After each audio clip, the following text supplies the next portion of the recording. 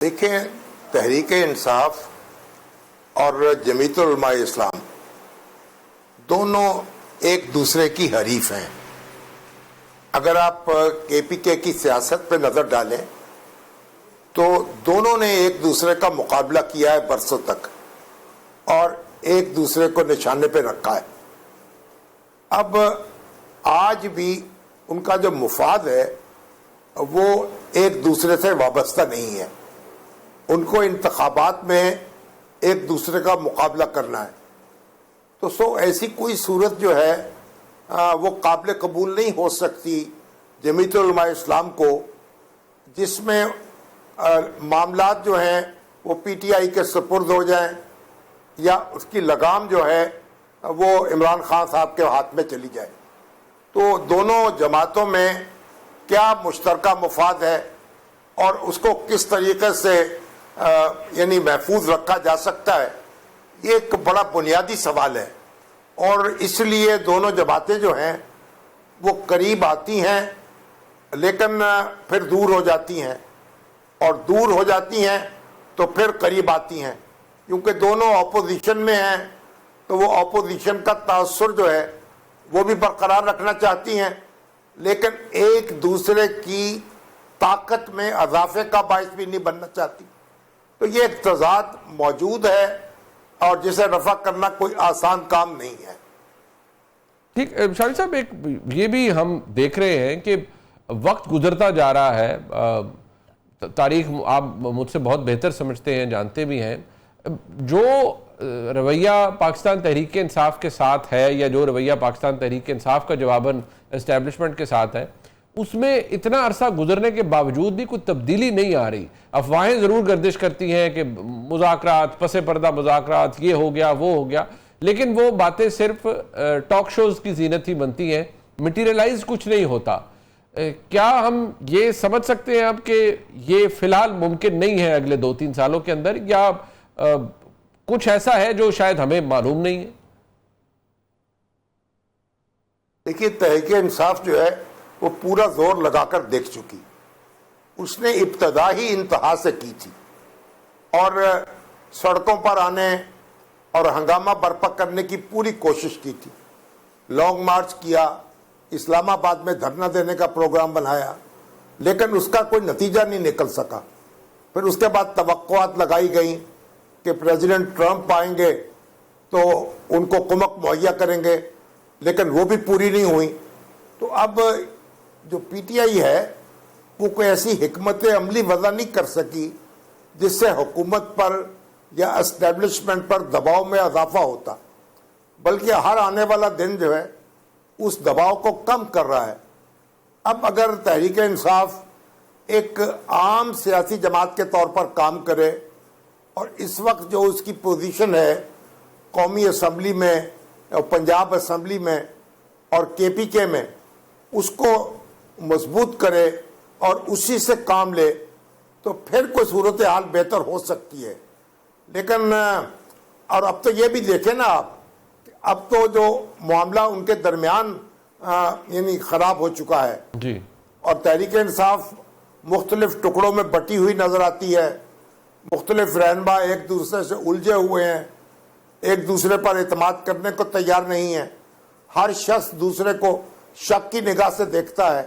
تو اب تو تحریک انصاف کو جو اس کا داخلی بحران ہے اس سے نبٹنا ہے پہلے، اور حکومت کو کسی بحران میں مبتلا کرنے سے پہلے۔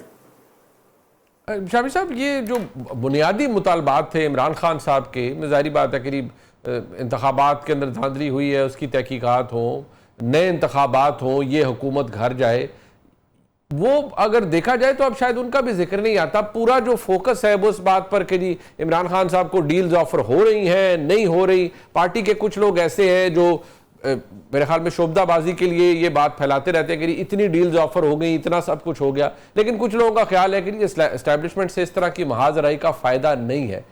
کیا تاریخ کو ذہن میں رکھتے ہوئے، اس کو سامنے رکھتے ہوئے آپ فرمائیے گا، آپ کو لگتا ہے کہ عمران خان صاحب کو بہت واقعی ڈیلز آفر ہوئی ہوں گی اور انہوں نے پرنسپلڈ پوزیشن لیتے ہوئے ان کو قبول نہیں کیا، یا آج کی اسٹیبلشمنٹ کو دیکھ کر آپ کو یہ لگتا ہے کہ ایسا نہیں ہوا ہوگا؟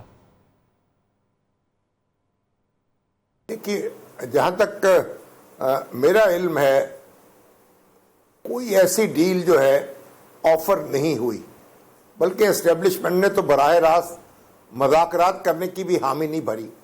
اس کی طرف سے بار بار یہی کہا گیا ہے کہ سیاسی معاملات سیاسی جماعتوں کے درمیان طے ہونے چاہیے. اور جو دباؤ تھا تحریک انصاف کا، اس میں بھی کمی ہوئی ہے. تو اب جو لوگ یہ رائے رکھتے ہیں کہ تحریک انصاف کی جو محاذ آرائی کی حکمت عملی تھی وہ نتیجہ خیز نہیں ہو سکی، ان کی رائے صحیح ثابت ہوئی ہے.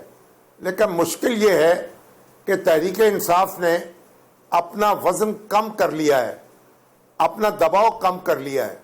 اب دیکھیے جو غیر ملکی کمک میسر آ سکتی تھی وہ بھی نہیں آ رہی. جو اوورسیز پاکستانیز ہیں ان میں بھی ایک ٹھہراؤ پیدا ہو رہا ہے. اب دیکھیے کہ ریکارڈ غیر ترسیلات زر آ رہی ہیں، اور جو اوورسیز پاکستانی سے جو توقع لگائی جا رہی تھی کہ وہ رقوم بھیجنا بند کر دیں گے اور حکومت کو معاشی مشکلات میں مبتلا کریں گے، وہ امید بھی پوری نہیں ہوئی، بلکہ معاملہ الٹ ہو گیا ہے. تو ایسی صورت میں اب تحریک انصاف جو ہے اس کی مشکلات میں اضافہ ہوا ہے. اور پھر عمران خان صاحب نے جو تحریک انصاف سے باہر کی قیادت ہے اس پر اعتماد بھی نہیں کیا. جو باہر نظم قائم ہوا تھا اس کو آزادانہ کام کرنے کا موقع نہیں ملا، تو وہ خود ہر چیز کو کنٹرول کرتے ہیں اور ان سے پھر لوگوں کی ملاقات نہیں ہو پاتی، ان تک رسائی نہیں ہے. تو بہت سے لوگ بہت سے پیغامات لے کر آتے ہیں. نتیجہ کیا ہے کہ کنفیوژن میں اضافہ ہوا ہے، ابہام میں اضافہ ہوا ہے. اور یہی جو ہے صورت اب تحریک انصاف جو ہے وہ خارجی محاذ پہ کچھ کرنے کی بجائے اب داخلی محاذ میں الجھی ہوئی ہے. اب شامی صاحب یہ فرمائیے گا کہ یہ جو اس نظام کے اندر ایک سختی کا ایلیمنٹ ہے، ایک ہر جگہ ایک برہمی نظر آتی ہے، بہت شور مچا، بہت واویلا ہوا، یہ پیکا کے اندر امینڈمنٹس ہوئیں، آپ کی نظر سے بھی گزرا، آپ نے اس پہ پروگرام خود بھی کیے، تجزیہ بھی دیا. اور پھر ہم دیکھتے ہیں کہ عمران خان صاحب کی ہمشیرائیں ان سے ملاقات کے لیے جاتی ہیں، انہیں روک لیا جاتا ہے. تحریک انصاف کہتی ہے 3 ممبر بینچ کا آرڈر ہے اسلام آباد ہائی کورٹ کا، اس کو فلاؤٹ کر دیا جاتا ہے، اس پر عمل درآمد نہیں ہوتا. وہ عمر ایوب صاحب فرماتے ہیں کہ وہ تو ایک کرنل صاحب کی ہدایت کے مطابق جو ہوگا اڈیالہ کے اندر وہی ہوتا ہے، باقی عدالتی حکم کو پولیس نہیں مانتی. یہ نظام جس طرح سے چل رہا ہے یہ چل سکتا ہے ایسے ہی، یا اس میں وقت کے ساتھ ساتھ کچھ تبدیلی آئے گی آپ کے نزدیک؟ وقت کے ساتھ ساتھ تو کچھ تبدیلی آنی چاہیے اور آئے گی بھی، لیکن حکومت تو غیر مستحکم نہیں ہوئی جی، اور معیشت جو ہے اس کو وہ سنبھال رہی ہے. اور ہر روز ایک اچھی خبر آتی ہے. آج ہی خبر آئی ہے کہ جو ٹیکسٹائل سیکٹر ہے اس کی ایکسپورٹس میں ریکارڈ اضافہ ہو گیا ہے.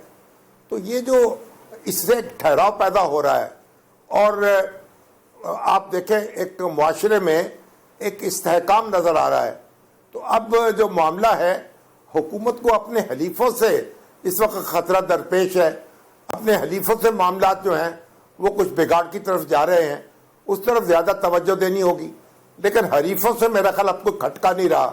لیکن اب وقت یہ آئے گا کہ آہستہ آہستہ چیزیں نارملائز ہوں گی، اور جب نئے انتخابات تک نوبت آئے گی تو پی ٹی آئی جو ہے اس کو موقع ملے گا اس میں حصہ لینے کا.